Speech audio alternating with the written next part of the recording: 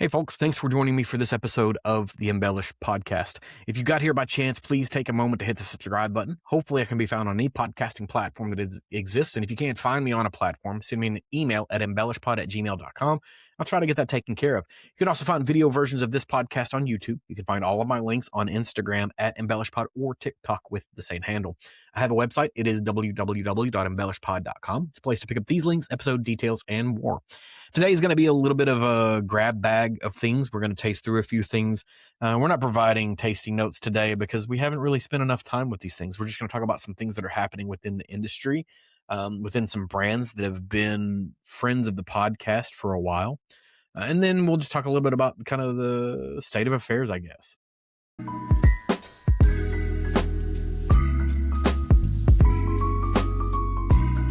Man, the fucking tape on this thing is painful.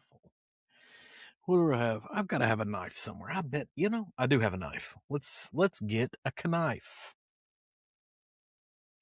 I'm going to cut my finger open. I love the ability to get media samples, but damn, some of these things are tough to get into. It's almost like it's trying to build anticipation, but at this point, it's a lot of frustration. So that's just me. That's my take on it. It's probably not good form to spend most of the time looking down whenever you're recording a video, but I got to pay attention to what I'm doing so I get all of this damn tape off of this bottle so we can drink it here in a minute. So we're going to be... Ooh, can you hear that crinkle, crinkle, crinkle? I don't know. Can you hear that crinkle, crinkle, crinkle? Let's talk about some different things that are going on in the whiskey world today. Not just today, but period, right? And so we're going to run through a handful of samples that have been provided to me by some of my friends within the industry, some people that I've interviewed, some people that I haven't interviewed that I probably should. I'm looking at you guys, you know who I'm talking about. And then maybe even talk about a fun experience that I got to have. And then talk about some of their whiskey as well. Just kind of knock all of these out at once. One more thing. I've lost a bottle. I need a fucking mouse-a-tool of some type. Did I stick it down there? I sure didn't stick it down there. I guess I could talk about that too. Why not? Let's just make this a myriad of items to talk about. It was there all along. It was exactly where I thought it was going to be. It just had something special on it, and it made me confused. What do we got? 1, 2, 3, 4, 5, 6, 7.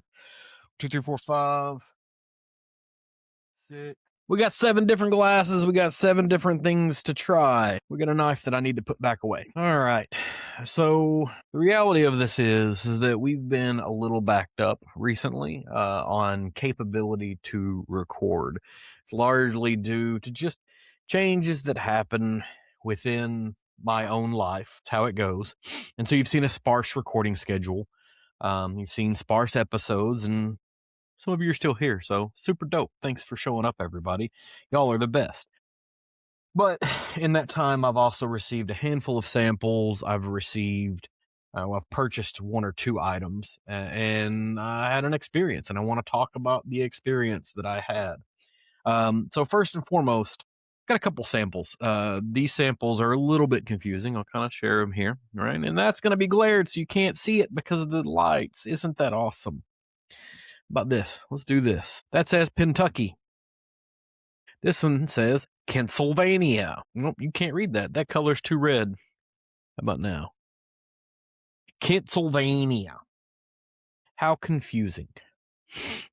I guess we probably do same kind of glasses for this one. So, what is this? Well, luckily, this is a collaboration between 2 brands that have both been on this podcast in the past. It's been a little while. One out of Pennsylvania, one out of Kentucky. And what the idea is, this is an intentional blending of Kentucky Bourbon and Pennsylvania Monongahela Rye. I'm quite sure I pronounced that incorrectly. We've got Liberty Pole in Pennsylvania. We've got MB Roland in Kentucky, both known for doing some crafty things with what they have. This is a little bit of a tie-in to the 250th anniversary of the United States of America. all things patriotic. It's 2 distilleries, 4 barrels, 2 separate interpretations. And the idea is that they're going to release this, or did release this on July the 1st. And then they're going to see what we all think about it. Now, I'm pretty sure I got a talk sheet on this. And man, these things do smell good. So we have the Pentucky, which is blended by Liberty Pole Spirits, and this one is 105.6 proof Pennsylvania and Kentucky rye. Pennsylvania rye and Kentucky bourbon blended together. And then the Kentslyvania was blended by MB Roland at 108.2 proof. Each distillery, so and bear with me if this is all incorrect because I lost my talk sheet on it. And so I had to do some quick research. Me and my helper did a little bit of research, and basically the story is each distillery is going to select one of its own barrels, and one barrel from another distillery, right? And so MB Roland would pick one of theirs, and they would pick one of Liberty Pole's, and then Liberty Pole would do the same thing. And the idea is that there's going to be 2 separate custom blends. Liberty Pole is going to create its own interpretation of the marriage between the styles, and MB Roland is going to craft its own version of it. The 2 different versions are built from the same 4 base whiskeys. A really kind of interesting concept. And I expect that given the way whiskey is going right now, we might see more of these collaborations like this, where people are trying to introduce themselves to other markets through a proxy, through someone who is well versed in that market. If you want to understand what's happening in Western Kentucky, great place to start is MB Roland. If you want to understand what's happening in that part of Pennsylvania, Liberty Pole is a great place to start. They both have fantastic footholds in the place that they're at. Now they sent that, but then they also sent me, my friends at Liberty Pole also sent me a pre-mixed old fashioned, right? And sometimes those things are good and sometimes they're not. We'll try that another time. We're not going to try that on air today. But hey, it's an old fashioned. I love old fashions. They're fantastic. Now, Liberty Pole is nationally recognized for trying to revive the Monongahela style rye using a grain to glass approach, sweet mash fermentation, double pot distillation, and aging in Pennsylvania's only 5-story rickhouse. Sweet mash double pot is specific and unusual. Most modern rye doesn't necessarily go that route. MB Roland, on the other hand, similarly, is respected for its dedication to pre-prohibition style distilling methods. Really some ingenious things that are going on. They have a dark-fired Kentucky straight bourbon whiskey, which is a unique thing to Western Kentucky that most folks don't know about. If you've listened to this podcast before, you've heard about dark-fired tobacco and then the correlation to dark-fired whiskey. I have a commitment to using premium quality grains and food quality at that. And dark fired is one of their signatures that are there. The concept is that both the birth of American whiskey in Western Pennsylvania and Kentucky all are tied closely together. From the rye whiskey traditions of Western Pennsylvania and the Whiskey Rebellion, and then the rise of Kentucky bourbon as Americans' native spirit. This release is trying to symbolize coming together of 2 legendary whiskey cultures ahead of the nation's 250th anniversary. Now, if you want to kind of toss all of that out, what I'm interested in is seeing how these 2 teams play together. They obviously know each other, and I want to see what the differences between these 2 things are. I could almost tell immediately that this is MB Roland. They have a distinct flavor profile, and they have a distinct taste that comes along with what they have there. And when I smelled it, that was what I immediately thought. Now, if I were to put this in a blind, obviously, maybe I would be fooled by it, but I don't think so. I think that, this doesn't smell quite like the MB Roland. And so given whatever their blending methodology was here, I'd be interested to know, but it's distinctly MB Roland with a little bit of an extra spice kick to it, is what it feels like for me. Yep. And the rye feels a little more prevalent in the Pentucky blend. Could be anecdotal at best. That's my interpretation of it. I think they're both really excellent blends. And we're not going to do normal tasting notes here because Ain't nobody got time for that today. We're really just going to try to roll through as much of this as possible. But the be all end all is, if you see an opportunity to try these two things, this is a really interesting experiment. It's something people should be looking out for. And, otherwise, you can always just try a bottle of each brand, right? They've both been on, and I really enjoyed talking with both of them. Hey, why don't we put them both together and see what happens then, right? Now you have a true blend of both of their concepts. And honestly, that's more of a cleaning mechanism than is anything else. I can move that glass there and not worry about knocking it over because there's nothing in it, and then put the other one somewhere safer, but not bad. Tastes like a blend of both of those. Blending is going to probably be something that's, I think, far more prevalent in the coming years, given what I see to be a potential rise of non-distilling producers, because it'll be the easiest and cheapest way to be able to survive the market conditions that are currently happening. Speaking of blending, what a good transition. Let's talk about somebody else who's been on the podcast before. Let's talk a little bit about Dark Arts. Macaulay has, hey, let's get the label facing the right direction, right? Macaulay has been at work doing a lot of things, getting married, but also continuing to push out a significant quantity of some really, really interesting blends that he is putting together. This specific one has been out in the market for a little while, so I'm really sorry, Macaulay. You guys sent me this. It has been sitting on the shelf for a while. Lots of things got in the way, but this is a high-rye. Say that fast. Port finished bourbon, not necessarily a rye. It's called the Empyrean, maybe Empyrean. I don't know. Empyrean. Tell me how I'm supposed to pronounce it. I don't have a phonetic spelling on this particular sell sheet. But this is specifically white port, which is always something that I think is a little bit interesting in comparison to your traditional port finishes. This is 7.5 year Indiana distillate. They're as transparent as their NDAs will allow them to be. It's finished separately in red and white port wine casks, which is interesting. Hey, wait, look, it says red port and white port. Comes in at 111.36 proof. Love that they go to the second decimal place. Dark Arts, Macaulay Minton. This is a blending and finishing house model. Like I said, it was a good transition from one to the other. These are things that were never meant to meet. Two distinct forces shaped in separate casks, as the sell sheet text works, right? So a lot of times when we get these samples, we get this sheet of paper that kind of tells you a little bit about it, which is super duper helpful, right? Because you know the contents of what's in here. But you also get some nosing notes, some palate notes, some finish notes. But the Empyrean refers to the highest heaven, the celestial realm of fire and light. This whiskey aims to live up to its namesake. That's pretty lofty. I love the creative nature of what's happening at Dark Arts.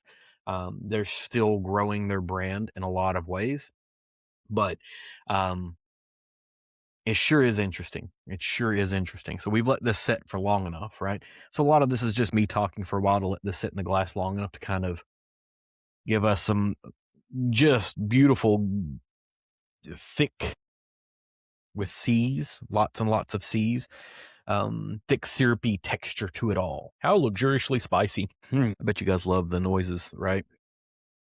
This is a really, really good whiskey. No tasting notes. I said I was not going to do any tasting notes today. But I'll just tell you it's damn fine. And I would suspect that's going to be the case with all of these. Sorry, this is going to be a bit of a homer episode because I'm going to go through all of these and they're all going to be really, really good whiskeys. But we're living in a world right now where a lot of good whiskeys are being produced. It's phenomenal. Next one. This one actually came out of an experience. I got an opportunity to go and hang out with some folks in Bardstown. How many ever months ago it was.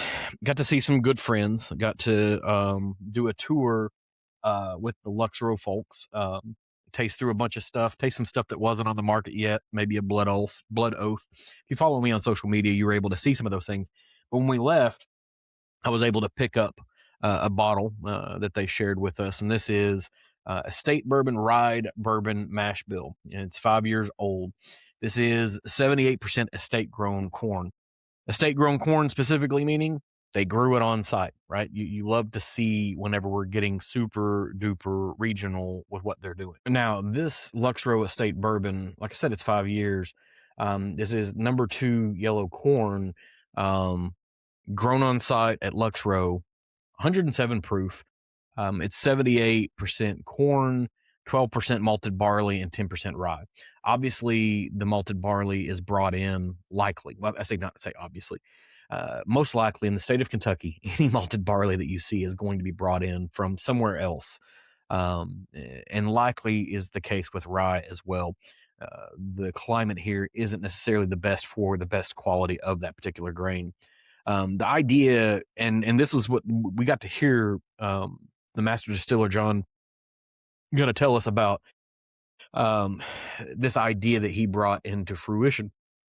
He worked with his team to identify and plant a great variant of corn, only 11 acres, where an 11-acre field where rick houses 6, 7, and 8 currently stand, right? And so having corn from the same plot of land can't happen anymore, right? This is a place where rick houses are currently just really good. It's sweet and dry and corny, but not in a bad way. It's got a good long finish to it. This is available exclusively at Lux Row. It's like about $100, which seems like a lot for a 5-year-old bourbon, right? Because we like to be at $10 per year. But the reality is, this is going to be more cost intensive because it's grown on site, and then all the things you have to go through for the growing and harvest of it. Especially if you're only looking at an 11-acre field, this is not a part of a mass production, right? What you're going to have to do to make sure you get that corn, right? And so this is some ag for you, right? If you run a harvester over 11 acres, there's likely going to be some field that was in that harvester before, and some field that was in that harvester that's going to into that harvester afterwards.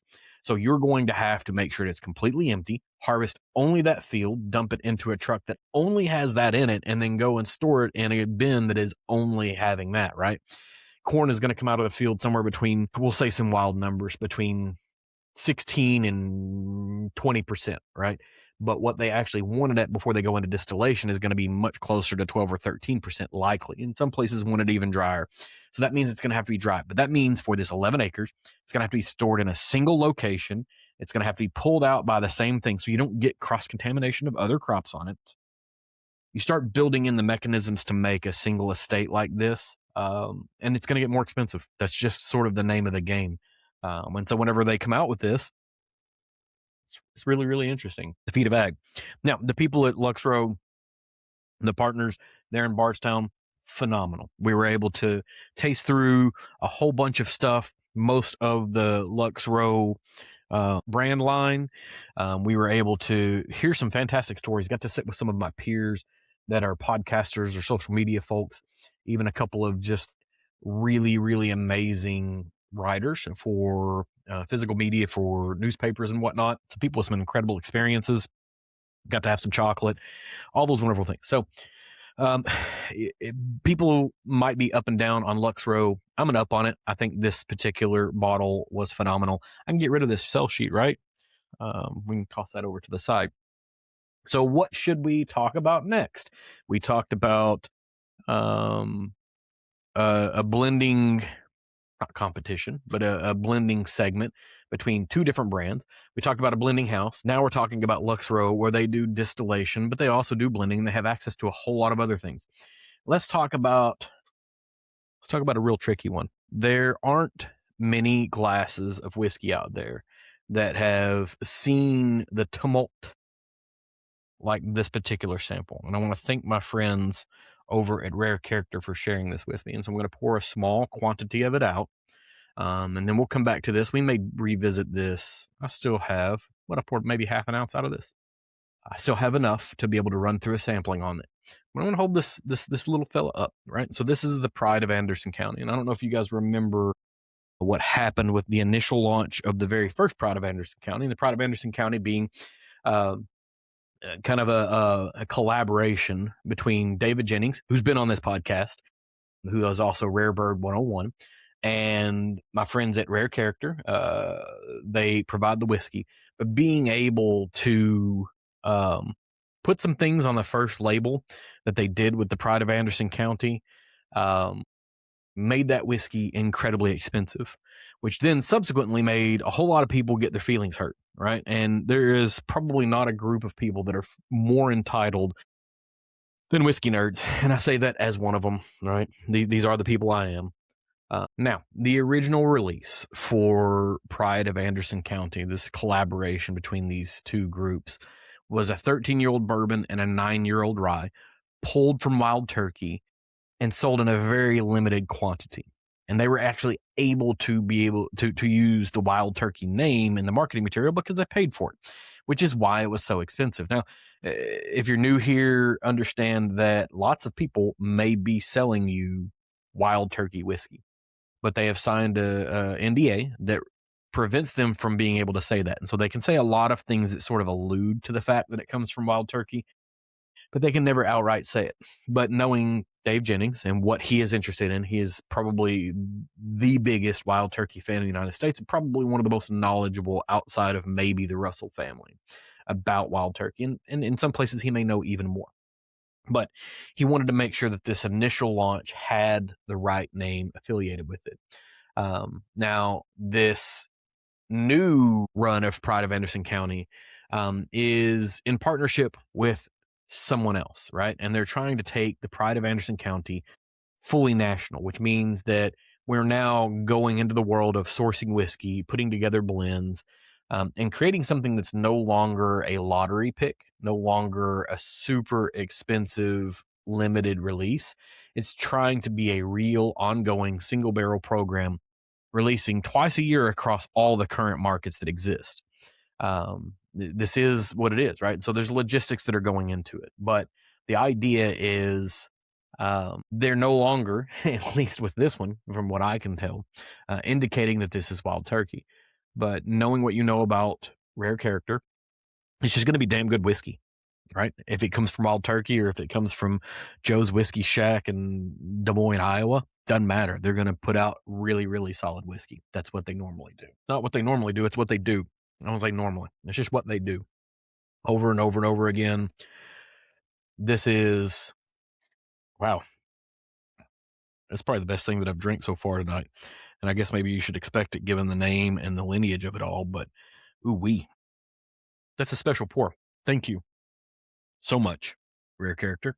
Also, can't wait to actually sit down and review that. It'll probably be 6 months because that's how long it takes me to do things these days. What to talk about next? Let's talk about this. I want to tell you guys something that I'm sort of a sucker for. I really like fun, but also nostalgic looking decanters. And there are two brands in the last year that I think have leaned into this in a really, really positive way. One of those is Jim Beam. Jim Beam put out a bowling pin decanter at the Kentucky Bourbon Festival last year. It was one of the only bottles that I actually purchased for the year, mainly because I don't know if you guys noticed this, but we've got a glut of whiskey that we've got to work our way through. But it was just damn good whiskey. And one of the other ones that's really, really phenomenal is Green River. And Green River has created these ceramic decanters that you could pick up in their tasting room, which is where this one came from. This one is you can't tell because the color's all blown out, right? It's a tasting room bottle. And then they have some, I believe, at the distillery in Owensboro as well. They're kind of hard to get sometimes. Sometimes you have to schedule an experience. Sometimes they have some on the shelf and they sell through them really, really, really quick. But Green River is just good whiskey, right? Always good. And you can't buy this bottle, but you can buy one like it. And you probably should. A pretty fun bottle, especially considering the decanter state of it all. But what a good whiskey. These are fun. You should pay attention to what Green River's got going on, even though I know there's some tumult around what's happening with our friends at Barstown Bourbon Company.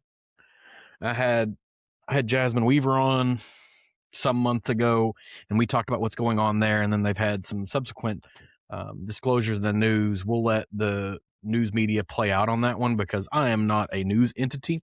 What I will say is that you should believe what people say until they give you a reason to not believe them, especially when a person is potentially subject to being a victim of some situation, right?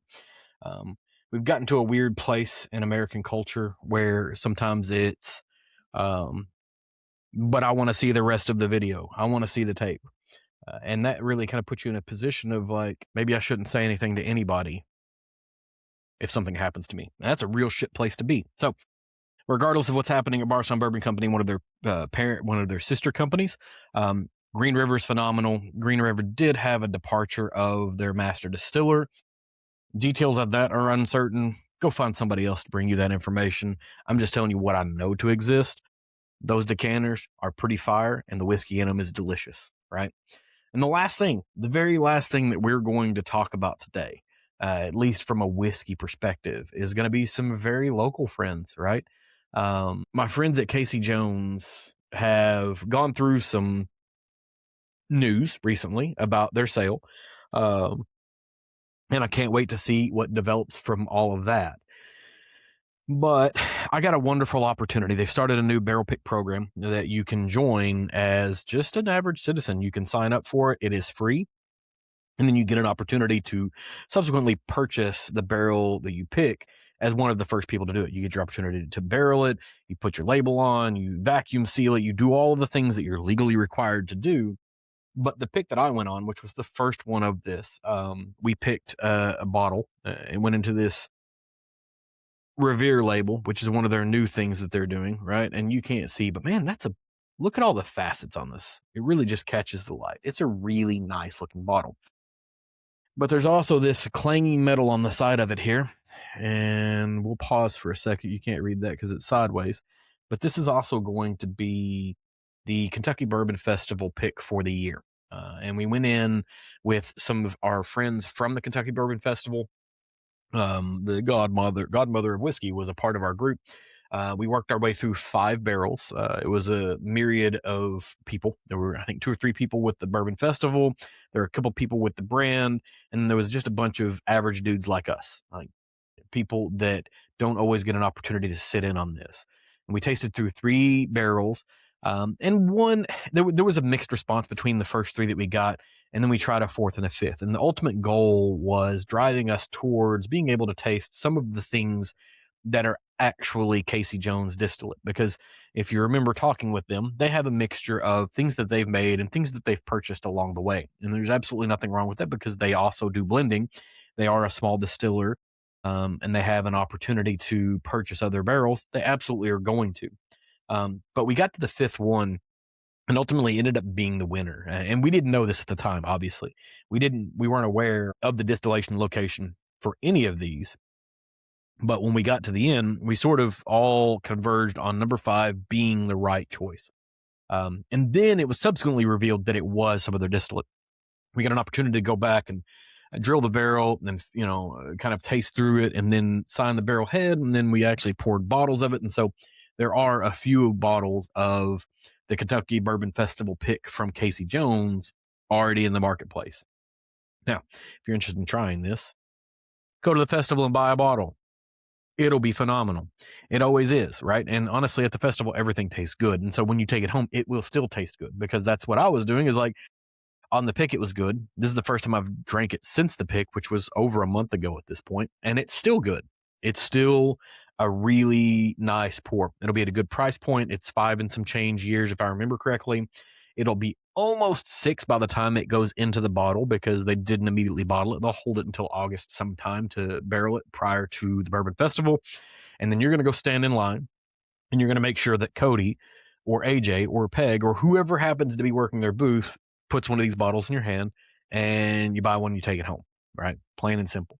If nothing else, you don't even have to like whiskey. It's a beautiful bottle, right? I showed you all the facets when it hits light. It really does some fun things. It reminds me a little bit of an I.W. Harper bottle, but round, right? And that's a pretty nice bottle. So that's probably as far as we're going to take it today, maybe. Yeah, why don't we call it there? We've got a little State of the Union thing here. We've got a few episodes that are going to be coming out with some different people, whether they be within the whiskey industry, outside the whiskey industry. I'm over on Substack. I'm doing some music reviews. I've had an opportunity to get some advance copies of different albums, and kind of once I find one that I like, then I'll put a review together and make sure it goes out on release day and do all the social media things. We're also doing a monthly cocktail recipe. Last month we worked on a blood orange Paloma. And then basically the idea is I work my way through the ingredients trying to find the exact right one for the final recipe. And then this month we're working on a blackberry smash of sorts, something that I am making with bourbon.